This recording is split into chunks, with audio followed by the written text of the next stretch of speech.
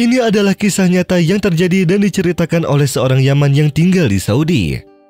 Sponsorku membawaku untuk bekerja padanya di salah satu mobilnya untuk membagikan zakat malnya. Kemudian kami pergi di sebelah jalan pantai laut, di mana ada beberapa desa fakir tersebar di sana. Uang pun siap dibagikan di dalam sebuah amplop yang berisi 5.000 rial. Dan ketika kami keluar dari salah satu desa menuju jalan Jeddah menuju Jizan, kemudian ada orang tua yang berumur sekitar 70 tahun atau lebih, namun penglihatannya masih sehat, serta fisiknya pun masih kuat. Dirinya berjalan di jalan umum. Teman kerjaku pun bertanya-tanya apa yang dilakukan orang tua tersebut di padang pasir yang panas ini.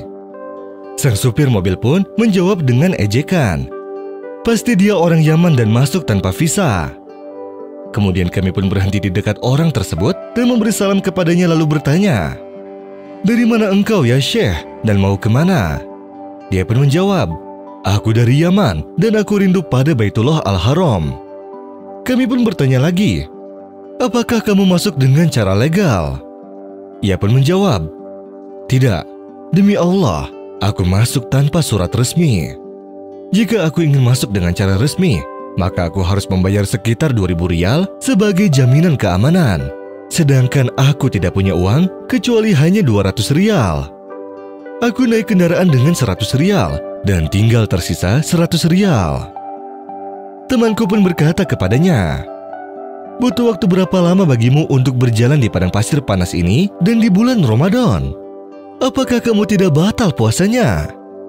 Orang tua itu pun berkata, "Aku telah berjalan selama 6 hari dan aku masih tetap berpuasa, Alhamdulillah."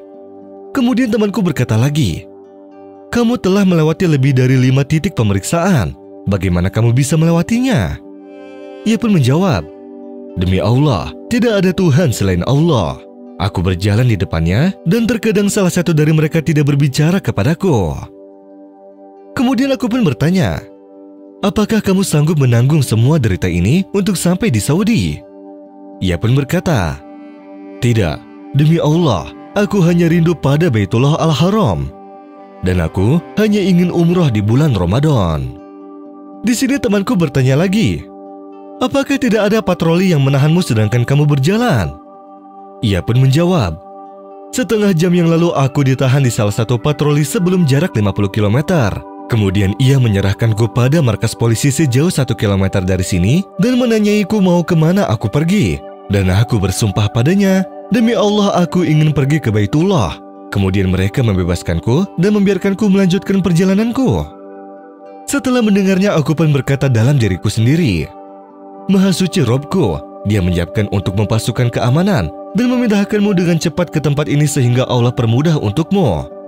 Kemudian temanku memberinya 2 amplop dan berkata, "Ambillah zakat mal ini." Kemudian orang itu mengambilnya, padahal ia tidak tahu seberapa besar jumlah uang di setiap amplop tersebut. Kemudian dia berkata, "Semoga Allah membalas kebaikanmu."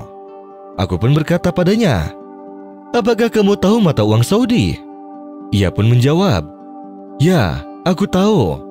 Aku pun berkata padanya, "Bukalah amplop tersebut dan sembunyikan uangnya di tempat yang aman agar tidak hilang." Kemudian orang itu membuka 2 amplop tersebut dan terkejut serta meyakinkan diri bahwa jumlah uang yang ada di tangannya itu berjumlah 10.000 rial. Sehingga dirinya pun melihat pada kami seraya berkata, "Apakah semua uang ini untukku?" Maka kami jawab, "Ya, itu semua untukmu." Orang tua itu pun terjatuh secara tiba-tiba dalam keadaan tidak sadarkan diri. Sehingga kami turun dari mobil dan duduk di sampingnya untuk menyadarkannya dengan air. Kemudian ia pun mengangkat suara, "Apakah semuanya untukku?" Kemudian ia duduk sambil menangis, sehingga kami semua pun ikut menangis. Ketika ia beristirahat sejenak, aku pun bertanya tentang sebab tangisannya. Ia pun berkata bahwa di Yaman dia mempunyai sebuah tanah dekat rumah, di mana dia menghibahkannya karena Allah. Dan dengan tanah itu mereka pun bangun masjid dengannya, serta anak-anaknya dari batu dan tanah. Masjid pun selesai dibangun, namun kami tidak sanggup membeli karpetnya dan segala sesuatu yang dibutuhkan. Suatu hari aku pun duduk setelah selesainya dibangun masjid tersebut. Aku pun berpikir bagaimana caranya agar memberi karpet untuk masjid ini. Jujur, kami semua menangis sangat sedih mendengar ceritanya, dan kami ingat hadis Nabi Shallallahu Alaihi Wasallam. Barang siapa yang menjadikan niatnya untuk akhirat, maka dunia dijadikan buatnya sebagai alas kakinya. Dan juga sabdanya yang lain, barang siapa yang niatnya adalah untuk menggapai akhirat, maka Allah akan memberikan kecukupan dalam hatinya. Dia akan menyatukan keinginannya yang tercerai-berai, dunia pun akan dia peroleh dan tunduk hina padanya. Barang siapa yang niatnya adalah untuk menggapai dunia, maka Allah akan menjadikan dia tidak pernah merasa cukup dan akan mencerai-beraikan keinginannya. Dunia pun tidak akan dia peroleh kecuali yang telah ditetapkan baginya.